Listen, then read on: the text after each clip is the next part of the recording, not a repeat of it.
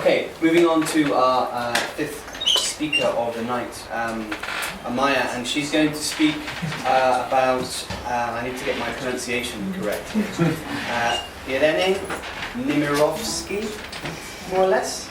I'm sure she'll do a better job than me, so if you'd like to come up. Thank you very much.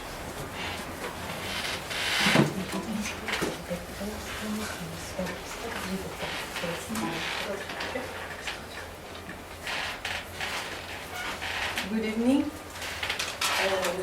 I would like to share with you a short outline about an author I like very much.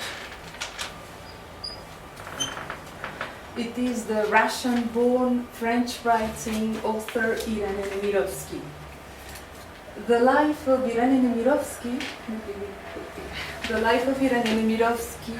or her story, is as complex, captivating and heartbreaking as any of her numerous novels.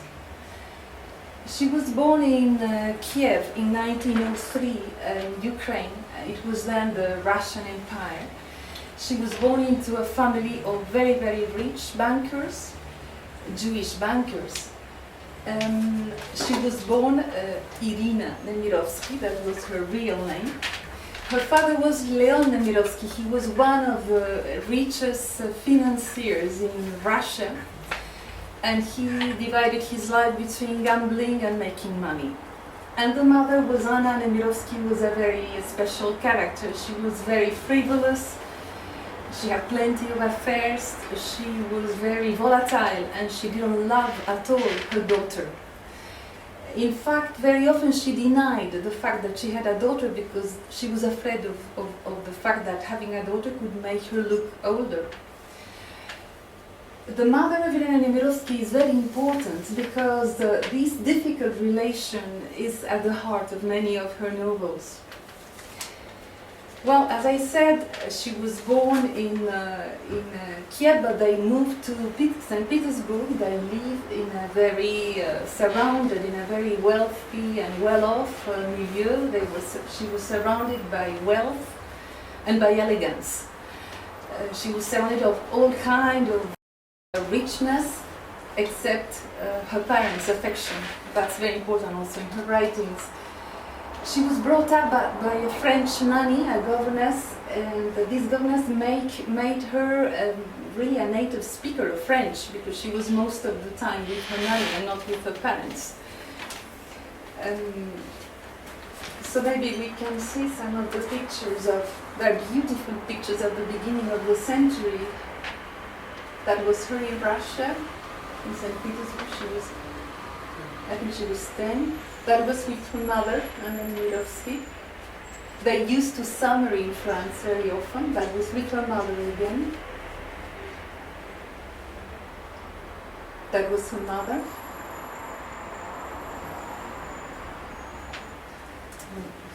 And that was Anna Nemirovsky and the father, that's Leon Nemirovsky, that was one of the lovers of the mother. She had many. But I mean, the father didn't mind too much. He was very busy gambling.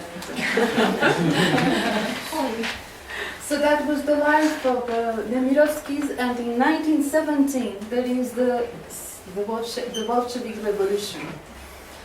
So the family emigrated first to Finland. They spent a year in Finland, and then they moved to Sweden. And finally they settled in Paris in 1919. The father managed to take a big part of his fortune, as many bankers. They could move the money to other banks in other countries in Europe. So they settled down. They were again very wealthy. Irene attended she was 16 when she arrived in Paris. She attended the Sorbonne and she had a degree in humanities at the Sorbonne. She started writing at 18. And at 18 she could speak. She was fluent in Russian, Yiddish, Basque, French, English, Polish, Finnish, and English. Nothing more. So she was a brilliant student. She started very early, and she became very quickly. She became a very famous writer. She was a flapper. She lived her 20s. She belongs to a literary movement called modernism. So she became one of the most talented and celebrated authors of the day. She was hugely acclaimed, and she was welcomed into the most distinguished circles of the Parisian writers. But then we are in the 30s. She's at the summit of her fame. The most known, among others, editors of Paris are publishing her works. But then anti-Semitism is going and spreading all over Europe. Hitler won the elections in 1931. And Irene Nemirovsky knew anti-Semitism in Russia, even if she lived in a very protected circle. She knew the pogroms in Russia. She knew what it was like, anti-Semitism. So she started being afraid. In 1938, meanwhile she had married another Jewish banker when she was 23, and she had two daughters, Denise, who was born in 1929, and Denise died last year, and Elizabeth, she was born in 1937. So in 1938, she applied for French nationality just to protect themselves because they were Russian, and actually they became stateless since Russia or the Soviet Union refused to give them any longer the Russian nationality. France denied her the French nationality, much to the regret of France, because now she's one of the most famous French writers, but she died being stateless. And in 1939, France declared war to Germany, so things started to really be very threatening. Irene Nemirovsky was not religious at all. Actually, she was very critical sometimes against Judaism. She was very criticized for that. So in 1939, she converted into Catholic faith and baptized her two daughters. And they sent the two daughters to live in Issy-l'Évêque with the nanny's parents. In June 1940, Nazi Germany invaded and conquered France. From June 1940 onwards, things were really very, very dangerous. All of a sudden, she couldn't publish anymore. She had made rich many editors in Paris, but they forgot about her. Many friends left her. The husband, Michel Epstein, couldn't work anymore in the bank, and they were obliged to wear the yellow badge, the yellow star. So from this year, they obtained a pass, and they moved to Issy-l'Évêque with their daughters. She was arrested in 1942. She was in Issy-l'Évêque. She was arrested by the French police. That's another dark part of history, because it's like the official history is the bad Germans, the bad Nazis, and the good French always doing resistance. But actually, she was deported and arrested by French police collaborating with the Germans in front of her two girls. And the last thing she told them was, I am going on a journey now. She was taken in a train with two other 928 deportees to Pithiviers on the border, French-German border. And then in Pithiviers, the French police used to hand over the French Jews to Germans. From Pithiviers, she was sent to Auschwitz, and she died 1 month later of typhus. She was 39. The count she was charged with for being deportee was that she was a stateless person of a Jewish ancestry. That was her crime. 5 months later, the husband, Michel, in Issy-l'Évêque, was also arrested. The police came to arrest him in November 1942. She was taken to Auschwitz, and he was put to death in a gas chamber. When Michel was arrested, the two girls were there. Denise was 13-year-old, and Elizabeth was 5-year-old. And then the group of French policemen, it's like the film of Woody Allen, Match Point. There was a group of French policemen that went to arrest the father and two girls. And one of the gendarmes saw the two girls and told them, okay, you go to the house, you take whatever, you grasp whatever you can, and you disappear. That's what they did. They went to the house, they took some clothing, some pictures, and they took a very famous suitcase that was full of papers, because this suitcase was very dear to Irene. So they took this suitcase, and the two girls that have been living until, Denise died last year, they are very interesting interviews on the internet, you can see. They survived thanks to a governess, to a teacher, and then to several convents of Catholic nuns that hid them until the end of the war. And then they realized at the end of the war that both parents had perished. There is also at the Jewish Museum of the Shoah in Paris, there is the short paper of Irene, written by Irene when she was in Auschwitz, saying, "If only I had soul." Well, she was a very prolific writer. I'm going just to mention some of the famous, because she wrote many, many, many novels. She started very young. David Golder was a huge success. There is a film on David Golder, Le Bal, The Ball, The Child Prodigy, The Wine of Solitude, The Misunderstanding, The Prey, Life of Chekhov, Jezebel, and many, many more. The masterpiece is what was found in the suitcase. There was a very thick manuscript in a tiny writing. And Elizabeth, the daughter, Denise, kept it unread for many, many years, for 50 years actually, because they were afraid that that was the mother's diary, and that it would have been too painful for them to read. So for 50 years, the Suite Française was in this suitcase. Yeah, well, we can see some pictures of...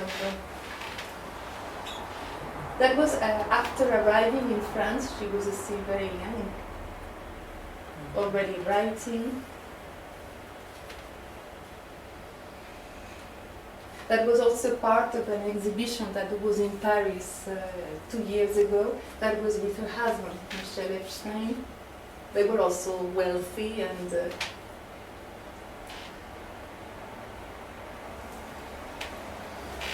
two daughters, Denise and Elizabeth.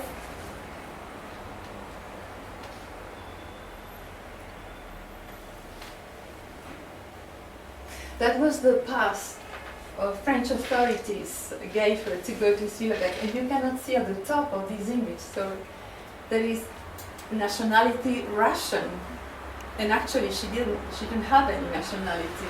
Here it says Russian.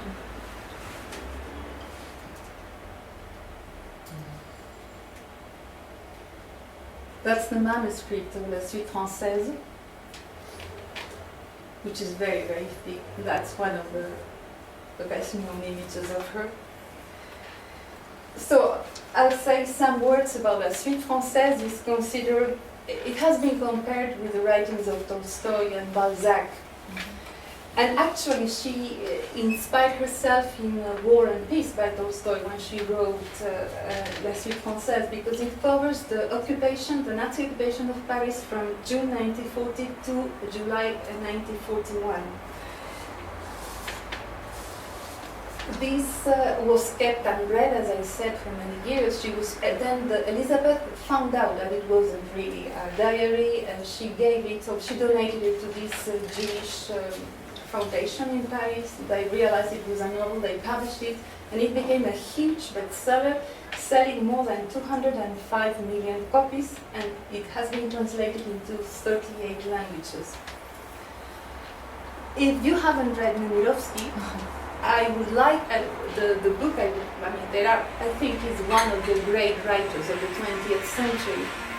But I think a very easy one, just to have a flavor to start, is The Ball. The Ball is a very short novel. You can read it in 2 hours or 3 hours, and is very, very ironic, very sharp. It's very about the revenge of a teenager against her mother. The mother is Anna Nemirovsky. She's present everywhere.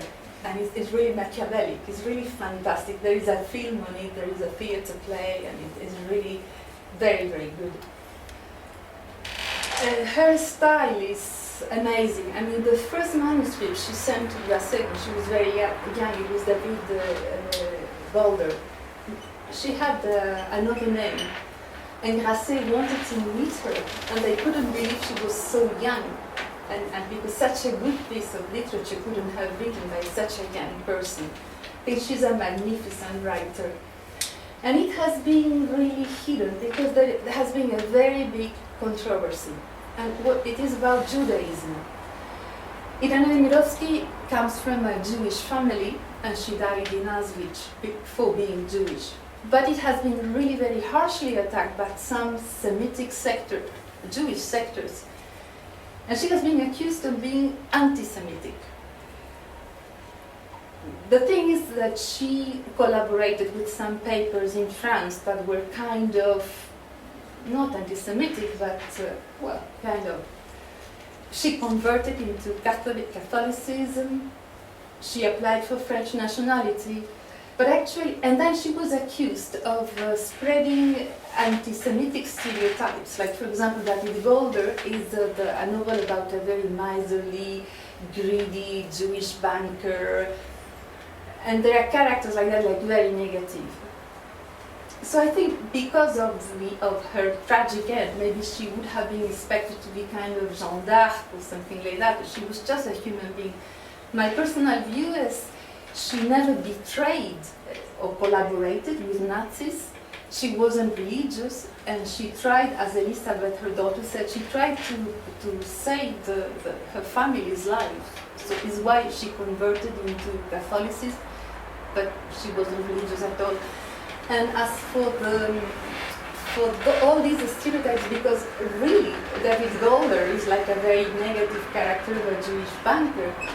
But my personal view is that bankers, and it has been proved in wars, they trade with weapons, selling weapons. Even the banks sell weapons even with the enemies, with the country of the enemy. I think bankers, well, not maybe 100%, but 95%, they care about the priority is money and making money. So she criticized bankers, but the bankers she knew were Jewish bankers, since her family was Jewish bankers. So I think she was very tribal, and she spoke about the circle, the milieu she lived in, her mother, her uncle.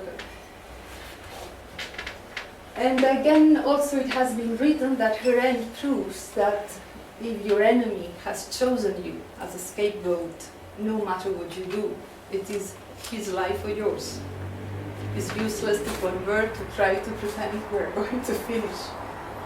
Because she really tried very hard, and her husband, through French citizenship to civil relations, there was nothing to do, and she died.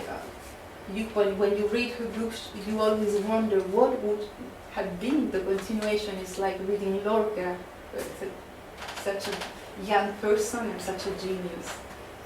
So, well, I would like you, if you come across Le Bal, it's 2 hours reading, and then you will have a flavor. Thank you.